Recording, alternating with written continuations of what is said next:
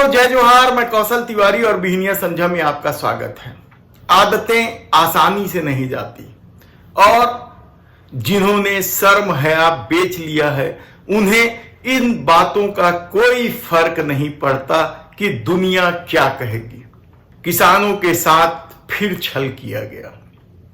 किसानों की आय 2 गुनी का वादा करके मोदी सरकार ने एक बार फिर अमेरिकी हित के आगे भारतीय किसानों की जिंदगी को फिर नारकी बनाने की कोशिश की है, कहा जाए तो गलत नहीं होगा। हम इस पर आए इससे पहले आज थोड़ी सी चर्चा कर लेते हैं G20 पर। इसमें कहीं कोई दो राय नहीं है कि तमाम आशंकाओं को निराधार करते हुए देश के प्रधानमंत्री नरेंद्र मोदी ने दिल्ली घोषणा पत्र जारी करके कूटनीतिक जीत हासिल की है।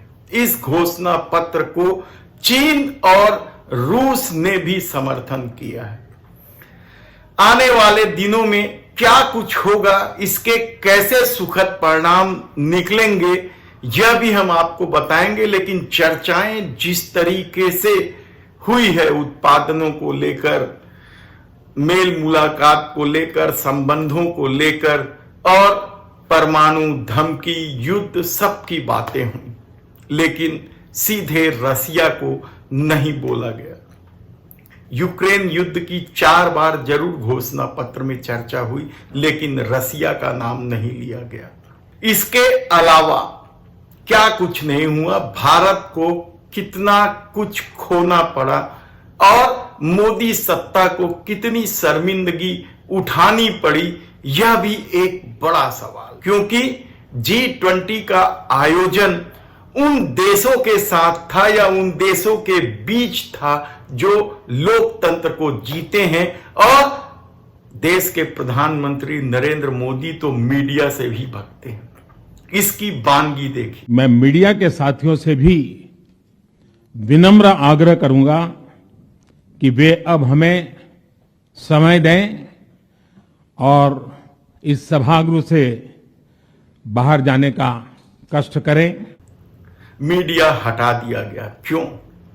क्या वे वहां की बातें छाप देते हैं? क्या कुछ इन G20 देश में शामिल नेताओं के बीच क्या बातचीत हो रही है, या क्या दुनिया को जानने का अधिकार नहीं है?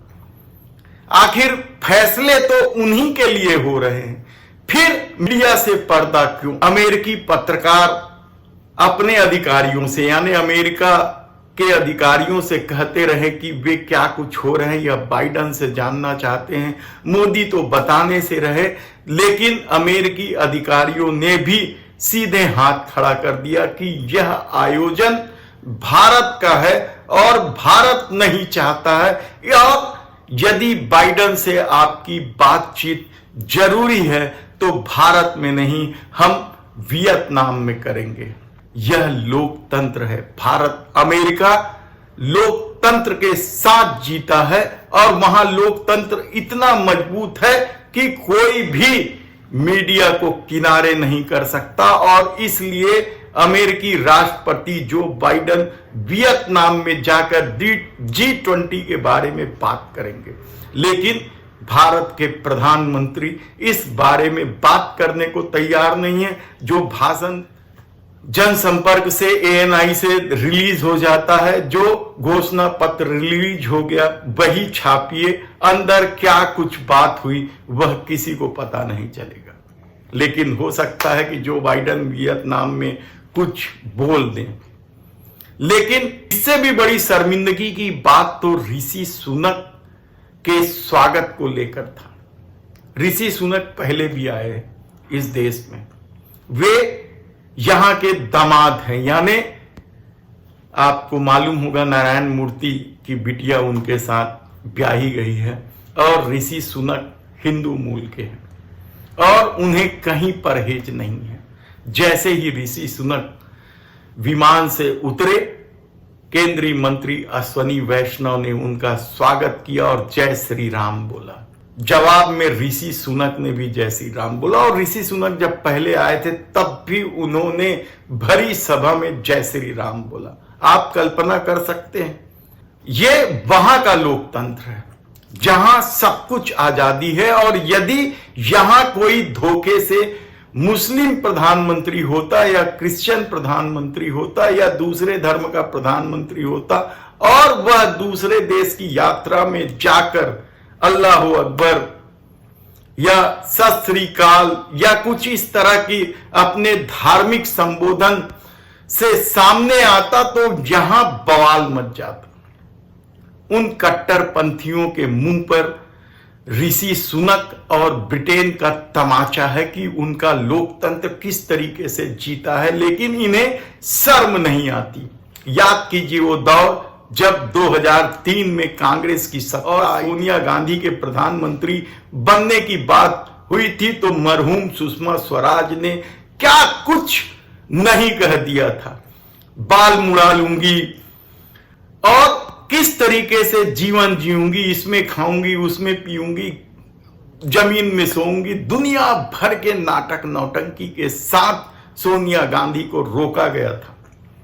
हालांकि कारण यह था या नहीं यह दूसरी बात है, लेकिन किस तरीके से यहां कट्टरपंथी बवाल मचाते हैं। और आप कल्पना करिए कि वैसे तो यहां फिलहाल समय नहीं है कि कोई मुस्लिम प्रधानमंत्री बन जाए, और यदि बन भी गया तो क्या वह पाकिस्तान या दूसरे देशों की यात्रा में जाने पर अल्लाह अकबर का नारा लगा पाएगा? क्या कुछ नहीं कर डालेंगे? कितनी घटिया सोच के साथ जी रहे हैं और अपने को महान लोकतंत्र और विश्व गुरु की ओर बढ़ते हैं। लेकिन आज हम बात कर रहे हैं किसानों को लेकर।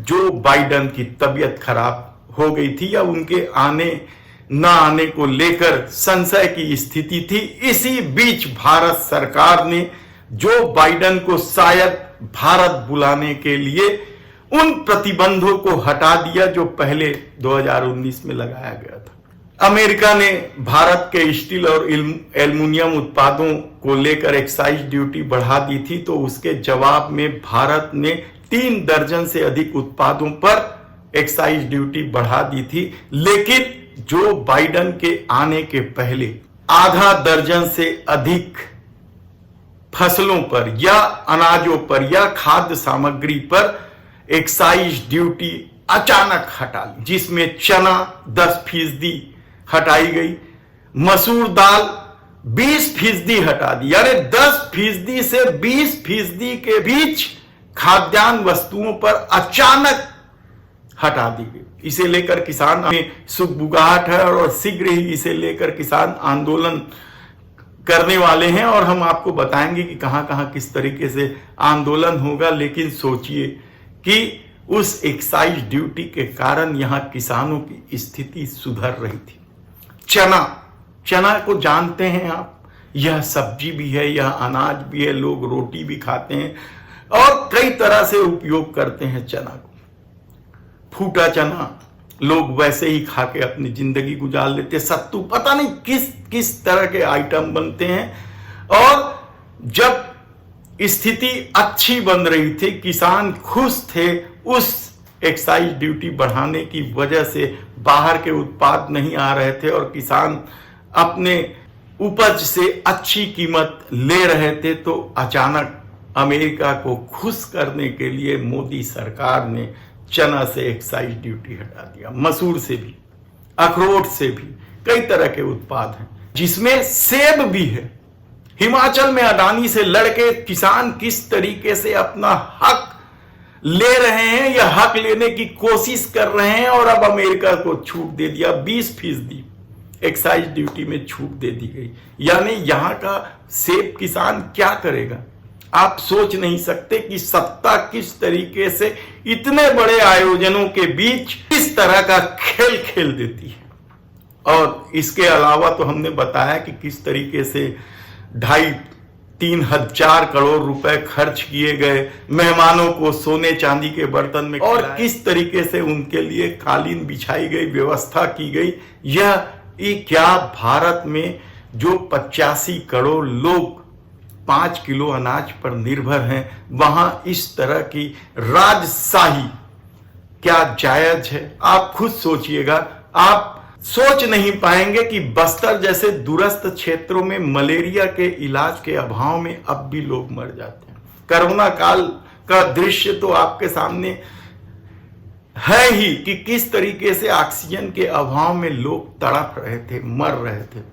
लेकिन इस सरकार को अपनी पीठ ठोकनी है, और वह भी राजशाही तरीके से। यह समझ से बाहर है। धन्यवाद।